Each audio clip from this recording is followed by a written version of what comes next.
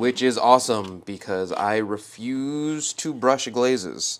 I have limited time on this planet, and I shan't waste it brushing. Hello, you dirty potters. How are you today? Welcome to another episode of Glaze Review, where we take glazes off the shelf and we test them before they even get in your hands. In today's episode, we are testing DL-23 from AMACO. This is from their new dipping and layering line. This is a beautiful blue that I've been meaning to test for quite some time. We will be firing this at cone 6 oxidation, and it is a food-safe glaze. For those of you who haven't been keeping up with the lines of AMACO, the new dipping and layering line is a batch of powdered glaze that they sell to you without the water in the container. This powdered glaze is then mixed with water, and it makes a dipping version of the glaze. So instead of buying a bunch of $20 bottles in pint form, you get about 5 or 10 pounds of this glaze, and you can make a larger batch. I only have about 5 pounds of the glaze. 5 pounds usually equals about a gallon or more. But on the website, they sell different increments of this powder for different prices. And all you really have to do is mix them with water. The biggest benefit to dipping glazes is that they're very, very consistent. You take a pair of tongs, you make sure your bottoms are clean, you dip it in the suspension or in the glaze for like 2 or 3 seconds, and you're good to go. No brush marks, no hassle, you don't have to waste a bunch of time. The only real drawback to this is that you have to mix this stuff up very, very well. Glaze is a suspension, which means stuff is suspended in the water that the glaze is made out of. So because of this, the top layer is essentially water. All the good stuff that actually makes the color is down in the bottom. So you have to mix this for about a minute. Most people use a drill, but you can mix it with almost anything. And that's where all the good color lies. With that being said, let's talk about what we're going to put into the kiln today. Of course, as always, we're going to be doing our white or porcelain clay body and our redstone clay body. This one's a bit special today because this one is technically a white and blue porcelain clay that I made quite some time ago.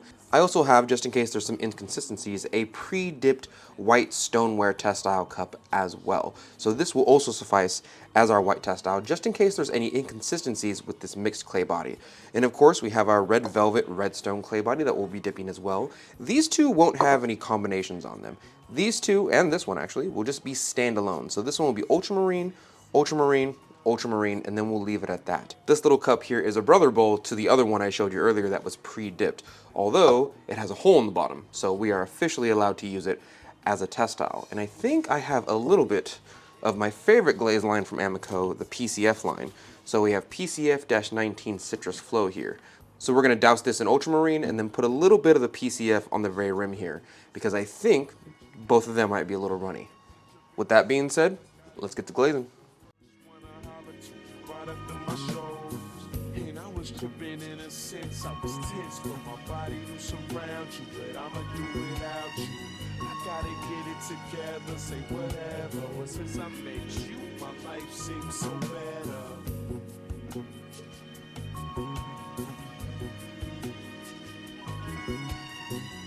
Hey, how you doing? Hey.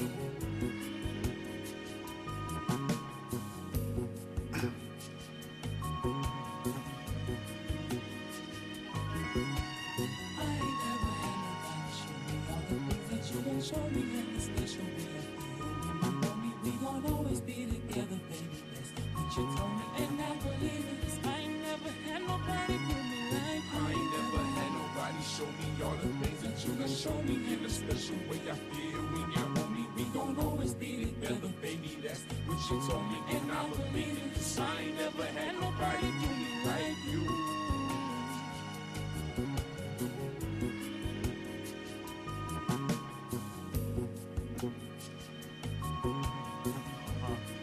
Counterclockwise spinners. Holla at your boy. I can already tell that's going to run. I left a little space at the bottom so that way it doesn't run, but I can already tell this is going to run. I put PCF on top of it. PCF is already meant to be a flux type glaze, and I do not know whether this dipping and layering glaze is going to run or not, but I am taking a chance here, so do not expect this one to come out in one piece. I want to do one more combo, but I don't really know. Oh, you know what? Let's get one of these. Let's get the old tried and true Randy's Red recipe up here. Yeah. Randy's Red is a relatively temperamental glaze for newer glaze makers, but if you do it correctly, it comes out like this. And I've gotten really lucky over the past couple years with combining it with other blue things.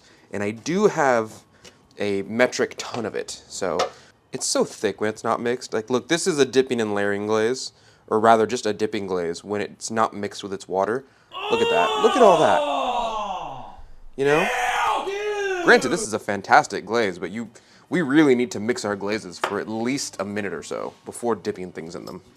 And I believe it, 'cause I ain't never had nobody do me like you. Now I done been with different kind of girls, so like I done seen them all. Okay, just a little dip, because this thing is loaded. Okay, and as we usually do, let's review what we're actually putting in the Cone 6 oxidation kiln before we put it in. These two are technically our brown or red stone clay body and our white stone clay body test tiles. This one is ultramarine by itself on a redstone clay body. The redstone clay body is called Red Velvet, and it is from the AMACO company. This one over here is technically B mixed with grog mixed with a couple of other white clays with grog, but it will essentially be our white stoneware clay body test style. It's a little teacup right here, and I'm not sure if you guys have noticed, but I leave little notes in my cups because I have so many projects going at once that if I don't remind myself what kind of clay that is, and I can't see past the glaze, I will not remember. This here will serve as our porcelain test style. Technically speaking, this is two different types of porcelain, but they're both porcelain, so I think it'll be just fine.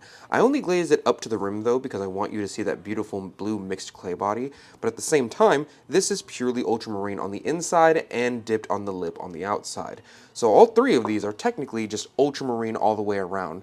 Red clay body, porcelain clay body, white stoneware clay body. And these should be our base tests. After this, we have two combinations of ultramarine with a couple of other glazes. This one here is a stoneware white clay body with ultramarine on the bottom and Randy's red on the top. I'm not sure if we ever talked about it before for anyone out there who makes glazes, but I generally use the original recipe to Randy's red, which means mine has a Gersley borate in it, it has the original Amtalc in it. Technically speaking, my version of Randy's red even has Kona feldspar in it. Now this last one is a bit interesting because this one is ultramarine all the way down the body. I left a little bit of space right there, but it is PCF-19 lipped just on the top. The PCF line is supposed to be relatively runny. I like them as solo glazes, even though technically the word flux makes it sound like you're supposed to mix them with glazes. But I've done tons of glaze reviews on them, and I love this line. It's one of my favorite lines. They work fantastic on red clay bodies, and they work even better on porcelain clay bodies. But the entire motif of them is that you're supposed to kind of mix them. So this is PCF-19 mixed with the ultramarine glaze on the top of it. Okay, these are all of the ultramarine tests that we're putting in the kiln, and with that being said, let's fire up. Okay, now that everything's out of the kiln, let's take a look. This is ultramarine on a stoneware B mixed with grog clay body.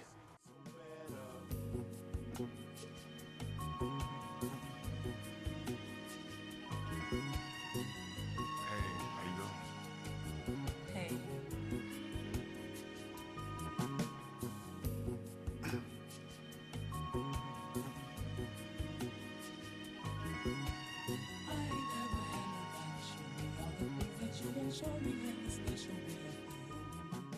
Wow, that's actually really nice. That's a good blue. You know, I've been testing their dipping and layering floating blue glaze as well, and I love that glaze. But floating blue kind of comes out brown if you don't put enough layers on it. This comes out blue no matter what you do. This is about 4 layers of the glaze, and I usually equate the standard of a second underneath the dip equals about 1 layer. So this is 4 layers underneath the dip. This is pretty good. If I can get this every single time from this glaze, I would be immensely happy. This is on a stoneware clay body. This is a good old B mixed with grog, something that my class regularly uses. Let's check out our porcelain test style now, because I'm curious to see the difference in between our grog test style over our porcelain or non-grog test style. Here is our ultramarine porcelain test style.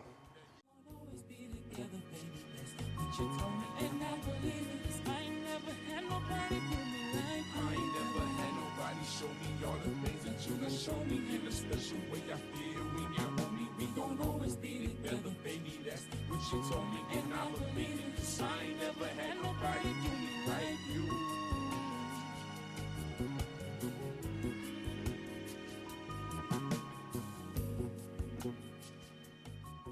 These two white clay bodies are pretty consistent with what I got for the result. I will say I do notice the fact that if you put it on really, really thick, and I mean like 4 to 5 layers thick, it starts to turn kind of this whitish color, but the standard 3 layers seems to have this bluish color right here that is promised on the label. And you can see that pretty well here. This is about 4 layers deep, and you can see that it kind of starts to turn a little bit white streaky, but I think if I held this one less second underneath the dip, you would end up having this blue that they promised on the label. All in all, I'm fairly impressed with the color of this glaze, especially for the 2 white test styles.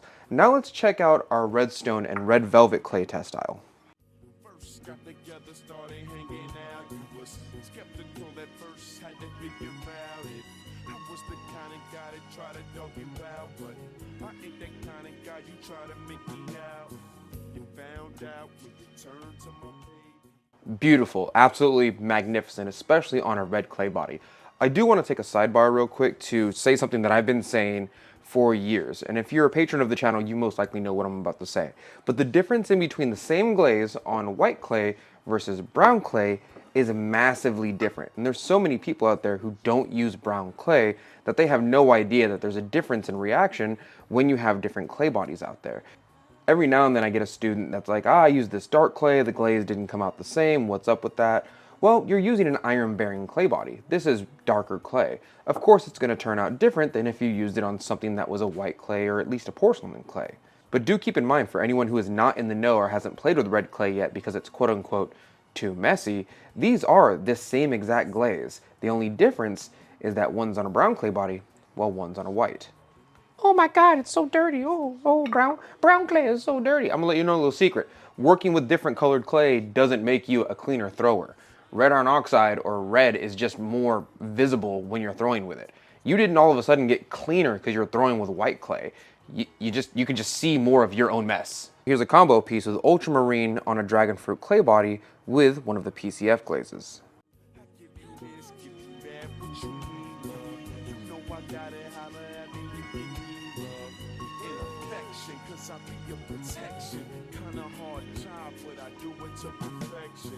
And you can tell that I ain't trying to let you go. I get with you when I can, so that's how I let you know. So this here is technically a dirtier clay body, and for that reason I think the blue came out very, very dark on this clay body. You can see the sunlight bouncing off it, and you still really can't see the blue itself. Although I can tell this is the color blue, just because on the edges right there you can really see the light bouncing off it. As far as this up here made a beautiful combination. I will say I do notice a little bit of pitting right there. And where's the rest of it? There's some right there, and there was more. I'm noticing little pits every now and then, but I don't think that's the fault of the glaze. I think I just have an quote-unquote unclean clay body. But I will say, usually whenever I encounter a lot of pitting, I just change my clay body and it usually works out. It doesn't usually happen unless I have a quote-unquote dirty clay body. And I'm saying dirty because technically speaking, there's no real definition for a dirty clay body.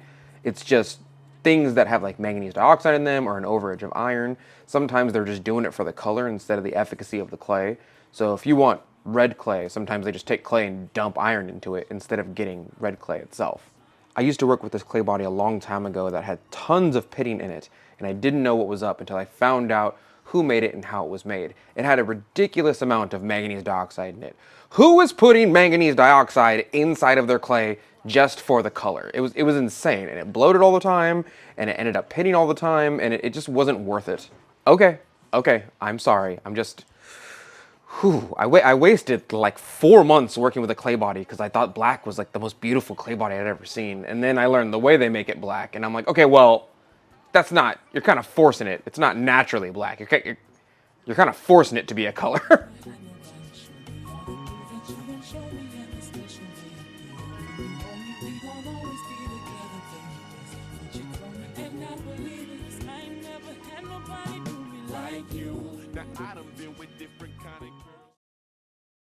This slaps so hard. It slaps so hard, in fact, that it ran right off of the shelf.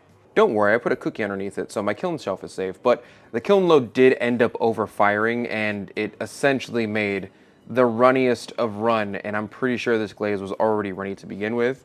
And yeah, it kind of isn't worth it for me to do this, unless I put it on the top layer of something and kind of let it drip down. I think this would make an excellent drippy glaze. That being said, this is amazing. This looks like a hare's fur or some type of pseudo oil spot glaze. Even though they're not spots, they're more streaks, making it look like fur. This is beautiful though. This is fantastic. I'd take this any day of the week. Fortunately, the cup does have to go in what we call le trash. Abracadabra! Okay, I didn't make it inside the trash can. Before we finish off this review, there's two things that I want to talk about that I found a little bit unwanting about this glaze. Number one, when I put this on redstone or brown clay, it did a fantastic job on the inside, but for some reason on the outside, it produced almost no blue. I will say I do think this is a factor of the clay body itself, and if I dipped it and held it in there for maybe a second more, I might get the same amount of blue that I got on the inside. If I'm getting a really good color on the inside and not on the outside, it's probably my fault and not the clay body. But I will say I am finding it more difficult, because I have a couple other tests over there, to get this blue color, even if it's this type of matte blue or muted blue, on brown clay. So if you're using brown or redstone clay, I do want you to know it's a bit more difficult to get this color on the outside or on the vessel at all. Secondly, and this is a big one for me, whenever I make my own glazes or whenever I put together other companies' powdered glazes, I usually let them sit for a couple of days. Mainly because when everything settles in the water, all the chemicals and all the minerals like to interact with each other and exchange all their stuff, and sometimes it ends up either thicker or it hard pans, or something ends up happening with the glaze that I didn't expect just for studio uses. The glaze might come out gorgeous and stunning, but it might be all the more difficult to work with on a studio practice point of view. Me and a couple of my glaze buddies, on top of the fact that I've been letting my class use some of these glazes, have found that it's very, very difficult to mix. It does seem, and to be fair, I do not know if it is the glaze that they sent me or the batch they sent me specifically, but it does seem like the dipping and layering glaze Aquamarine does hard pan pretty quick and pretty hard. If you don't know what hard panning is, I'll put a little infographic right here for you, but it's basically where all the minerals kind of end up getting together at the very bottom of the bucket, creating this hard, dense pan of minerals. But generally speaking, if you get one that's made a different way or so, you end up getting some of them that hard pan. For example, my Amoco gold ends up hard panning pretty well unless you add like bentonite or CMC gun to it or something like that.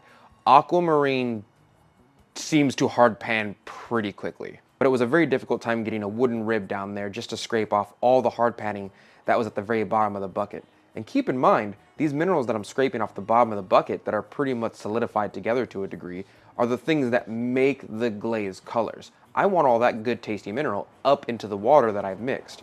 But if it's hard panned and it's all floated down to the bottom and it stays down there, it's just more difficult to work with. So this glaze is fantastic, it's beautiful. But as far as a studio practice goes, the glaze itself hard pans quite a bit. At least the batch that I got. And I wouldn't be surprised to know the batch that you got might hard pan as well. Oh, AMACO's gonna send me an angry letter. Oh, I'm so sure. But, I mean, the good news is that I get to go to sleep knowing that I didn't lie to my viewership. So, with that being said, thank you for coming to the Glaze Review. Hopefully you like this type of content. If you enjoy this type of content and you want more, please let me know by commenting down below what glaze you would like to see me test next on the channel on white, brown, and some combinations of clays. Also, remember to click those like buttons and YouTube buttons down below. This way, at least if the company gets mad at me, I can then say, hey, at least the video did well. Huh?